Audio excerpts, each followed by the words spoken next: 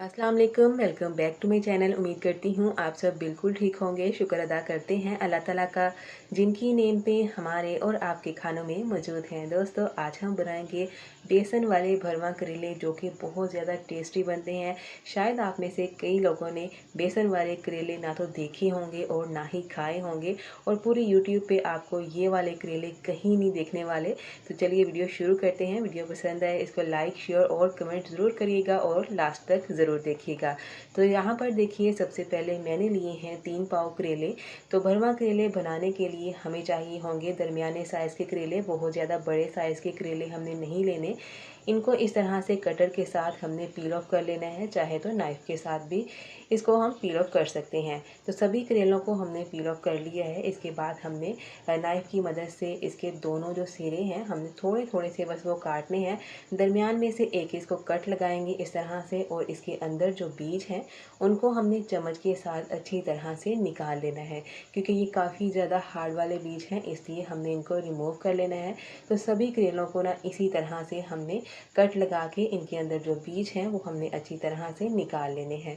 तो यहाँ पर देखिए, सभी करेलों में से मैंने बीज निकाल लिए हैं। अभी तक हमने इसको वॉश नहीं किया और अभी भी हमने इसको वॉश नहीं करना। तो इसको एक बर्तन में डालेंगे इस तरह से, और 2 टेबलस्पून के करीब हम इसमें नमक डालेंगे। हाथों के साथ इसको अच्छी तरह से हमने मसलना है। मसलने से क्या होगा कि इसके ऊपर नमक लग जाएगा अच्छी तरह से। इसको इसी तरह से हमने 10 से 15 मिनट के लिए साइड पे कर लेना है। और एक बर्तन लेंगे यहाँ पर, और इसके अंदर बेसन का घोल तैयार करेंगे। ये मैंने 2 कप नाप के बेसन लिया है। जो मेजरिंग कप होता है उसके साथ मैंने नाप के 2 कप बेसन लिया है। अब 2 कप बेसन के अंदर हमने 1.5 कप पानी ऐड करना है। इसको हमने अच्छी तरह से विस्कर की मदद से बीट करना है जब तक कि अच्छे से स्मूथ नहीं हो जाता। इसकी गुठलियाँ वगैरह जो हैं वो हमने अच्छे से ख़त्म कर लेनी है। ये देखिए, इस तरह की कुछ इसकी कंसिस्टेंसी होनी चाहिए। चम्मच के ऊपर इसकी इस तरह से कोटिंग होनी चाहिए। इसको साइड पे कर लेंगे, और दूसरी तरफ यहाँ पर देखिए, हमने जो करेलों को नमक लगा के रखा था, ये देखिए इसका पानी जो है ना ये निकल चुका है। जो कड़वा वाला पानी है ना वो निकल गया है। तो अब इसके अंदर पानी डालेंगे, क्योंकि इसके ऊपर हमने नमक लगाया था। तो दोबारा हाथों के साथ इसको मसलते हुए हमने अच्छे से 2 से 3 पानी के साथ इसको साफ़ करना है। इस तरह करेलों के अंदर जितनी भी कड़वाहट थी वो अच्छी तरह से ख़त्म हो चुकी है। तो अब हमने हाथों के साथ इसको अच्छी तरह से निचोड़ के एक इस तरह से टोकरी के अंदर डालेंगे, ताकि इसके अंदर जो थोड़ा बहुत अगर पानी बच जाए वो भी अच्छे से निकल जाए। इसको खुश्क होने के लिए इसी तरह से हम साइड पे कर लेंगे। और दूसरी तरफ पे यहाँ पर हमने देखिए एक कढ़ाई के अंदर एक बड़ा चम्मच ऑयल डालना है। इसको गरम कर लेंगे, और इसके अंदर हमने यहाँ पर प्याज डाला है। ये 1 पाव प्याज है, इसको बारीक काट लिया है। अब हमने इसको इस तरह से हल्का सा गोल्डन होने तक फ्राई करना है।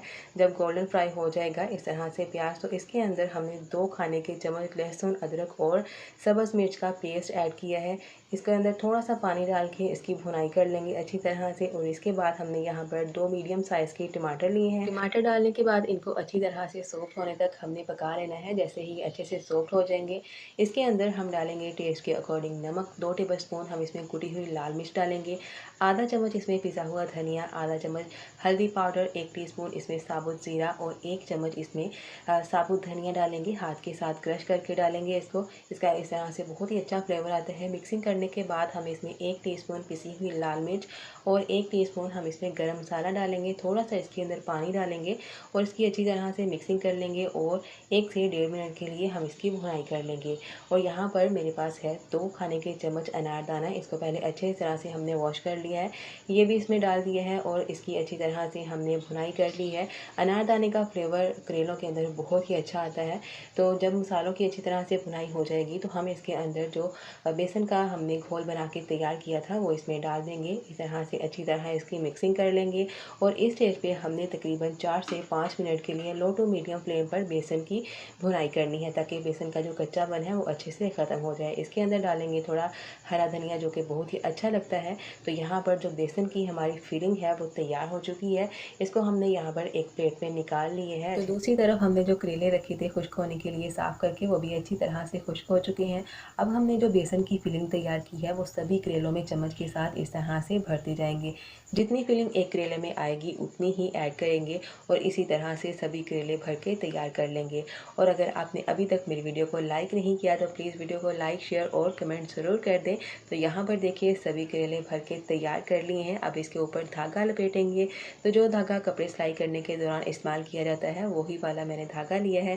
करेले के ऊपर धागे को अच्छी तरह से लपेटेंगे और लास्ट में हम गिरा लगा देंगे इसकी, ताकि करेले को लॉक किया जाए और इसका मसाला भी बाहर ना निकले। इस तरह से मसाला बिल्कुल बाहर नहीं निकलेगा। इसी तरह से सभी करेले हमने तैयार कर लिए हैं। तो यहाँ पर हमने एक कढ़ाई ली है, इसके अंदर हमने 2 बड़े चम्मच ऑयल डालना है। इसको गर्म कर लेंगे। इसके साथ ही हम इसके अंदर आधा चम्मच हल्दी डालेंगे। जैसे ही दोनों चीज़ें अच्छे से गर्म हो जाएंगी तो एक एक करके सभी करेले हम इसमें डालते जाएंगे। फ्लेम को यहाँ पर हम लो टू मीडियम के बीच में रखेंगे। सभी करेले हमने इसमें डाल लिए हैं और अब हमने इसको फ्राई करना है लो टू मीडियम फ्लेम के ऊपर ही। हमने इसको गोल्डन ब्राउन होने तक फ्राई करना है। बहुत ज़्यादा डार्क वाला कलर नहीं करना। मैं आपको दिखाऊंगी कि हमने किस हद तक इसको ब्राउन करना है। तो इस तरह से वक्फे वक्फे के बाद हमने इसकी साइड भी चेंज करते रहना है ताकि ये चारों साइडों से अच्छी तरह से फ्राई हो जाए। तो यहाँ पर देखिए गोल्डन ब्राउन हो चुके हैं। बहुत ही अच्छा सा करेलों के ऊपर कलर आ चुका है और आप नोट करेंगे इसका मसाला जो है वो बिल्कुल भी बाहर नहीं निकला। अब जो बेसन की फिलिंग बच चुकी थी वो भी इसमें डाल देंगे। इसकी अच्छी तरह से मिक्सिंग कर लेंगे ऑयल में और हमने इसको मिक्स करके इस तरह से कवर कर देना है तकरीबन 5 से 6 मिनट के लिए। बिल्कुल लो फ्लेम पर, जैसे दम वाली आंच होती है ना, बिल्कुल उसी के ऊपर हमने इसको कवर करना है, दम लगा देना है। तो यहाँ पर देखिए 5 से 6 मिनट के बाद हमने इसका कवर हटा दिया है। माशाल्लाह हमारे करेले बहुत ही मज़े के बनके तैयार हो चुके हैं। बेसन वाले भरमा करेले तैयार हैं। इसको ज़रूर ट्राई करिएगा, आपको बहुत ज़्यादा पसंद आएंगे और यकीन मानिए पहली बार में ही बिल्कुल परफेक्ट करेले बनके तैयार हो गए। आज की रेसिपी कंप्लीट हो चुकी है। रेसिपी पसंद आए इसको लाइक, शेयर और कमेंट ज़रूर करिएगा। जमीला शेफ किचन को सब्सक्राइब करना बिल्कुल मत भूलिएगा। तो मिलते हैं एक और वीडियो में, तब तक के लिए अल्लाह हाफिज़।